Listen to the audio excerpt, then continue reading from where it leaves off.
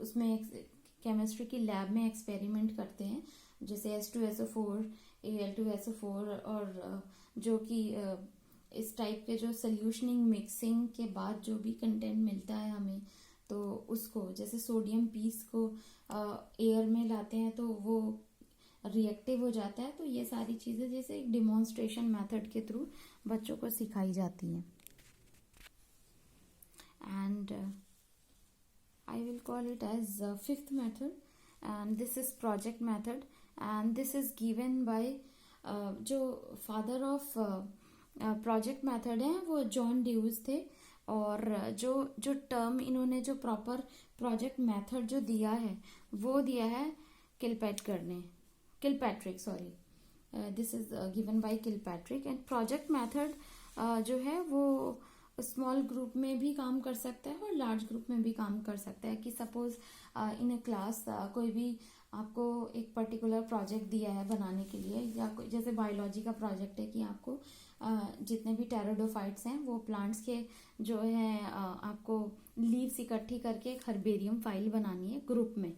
तो एक small group में भी हो सकता है, लार्ज ग्रुप में भी हो सकता है। That is called project method.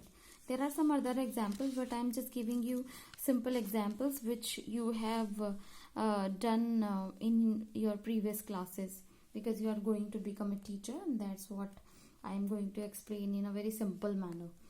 And in project method, it is the explore things on the basis of its experiences. जैसे बताया मैंने कि एक अनुभव के आधार पे ये किया जाता है प्रोजेक्ट मेथड. लर्निंग, इसमें लर्निंग बाय डूइंग होता है. कोई भी प्रोजेक्ट आप बना रहे हो तो उसको आप कैसे बना रहे हो, कैसे प्रिपेयर कर रहे हो, उसके थ्रू ही आप काफ़ी चीज़ें खुद से लर्न कर लेते हो. जो बच्चा होता है वो अपना सेंस अप्लाई करता है, या एक डेमोक्रेटिक अप्रोच उसकी डेवलप हो जाती है. क्या सही है क्या गलत है वो सोचने लग जाता है. एंड जो इसमें जो रटाफिकेशन वाला रोट लर्निंग जो होती है वो कम हो जाती है, मेमोराइजेशन बढ़ जाता है, और it increase the critical thinking. Negative और पॉजिटिव के बीच का जो डिफरेंस है वो सीखने लग जाता है. सो इसमें इंटरेक्टिव एंड डिडक्टिव मेथड का जो मैक्सिमस है वो निकल के आता है. उसके बाद that is learning by doing. जो सीखने का जो प्रोसेस होता है लर्निंग बाय डूइंग, इसमें क्या होता है कि सपोज करो कि बच्चा अपनी आंख से कुछ देख रहा है तो वो ही एक्टिविटीज वो करने की कोशिश करता है, उसको फील करता है, एंड एक्टिवली उसको ऑब्जर्व करता है, एंड उसके बाद जो रिजल्ट आता है, so that is called learning by doing. So that is I already described कि जो demonstration method में होता है कि डेमो में चार्ट्स का यूज़ किया जाता है, टीवी के थ्रू रिप्रेजेंट किया जाता है, प्रेजेंटेशन के through. So these are called teaching learning material. So these are not methods but these are teaching learning materials जिसके थ्रू डिमॉन्स्ट्रेट किया जाता है. So that is like the third part of this lecture. And phase and stages of teaching. So there are 3 phases of teaching, that is pre-active phase, interactive phase and post-active stage.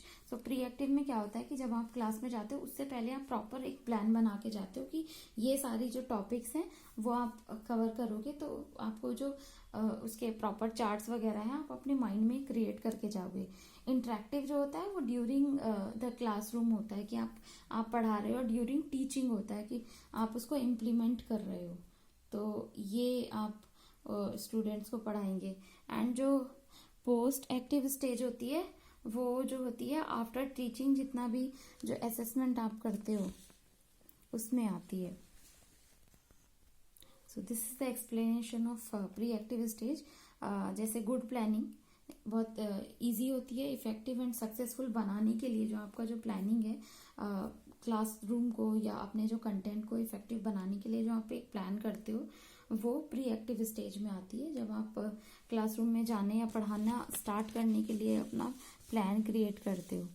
So need of learner, जिसमें आप जो उसको आप concentrate करते हो बच्चों के ऊपर और उसी के बेसिस पे अपना प्लान बनाते हो.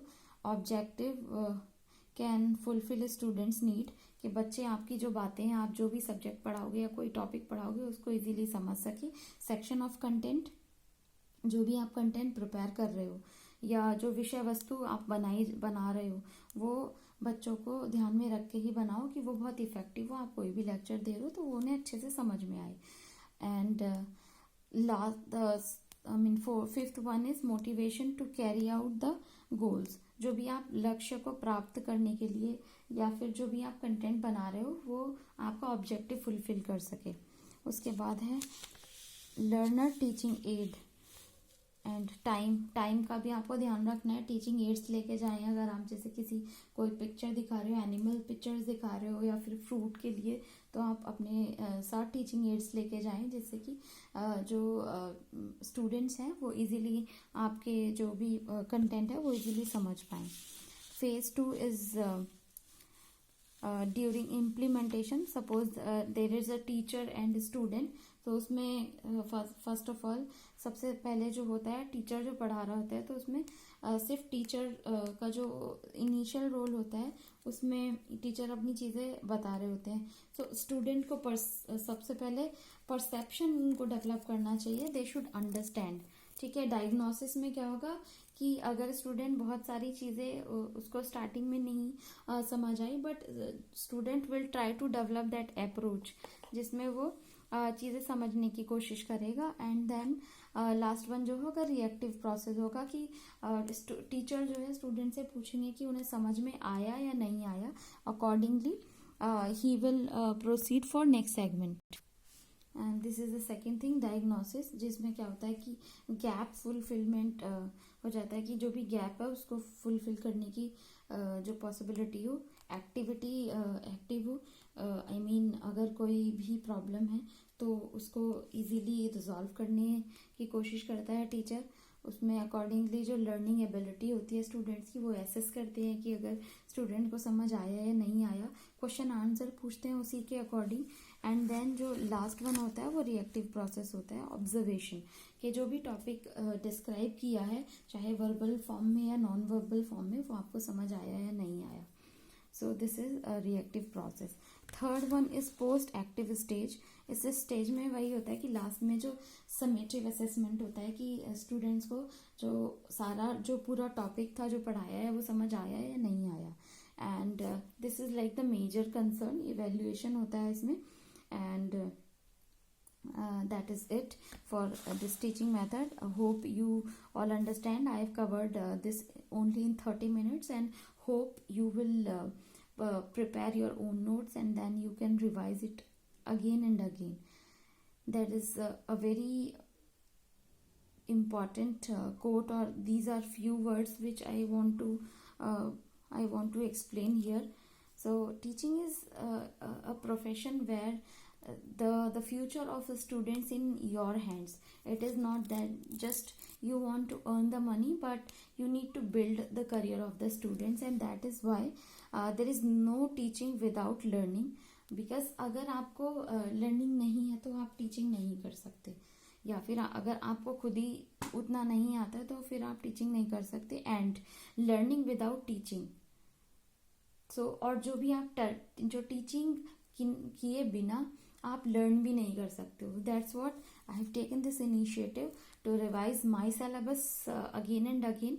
I read it multiple times, and that's what I cleared my TET exams. And I am just trying to help other students who he was not able to clear the exams, and this time if they will see the video, for sure they will be able to clear this examination. If you have any feedback, any query, please ping me up.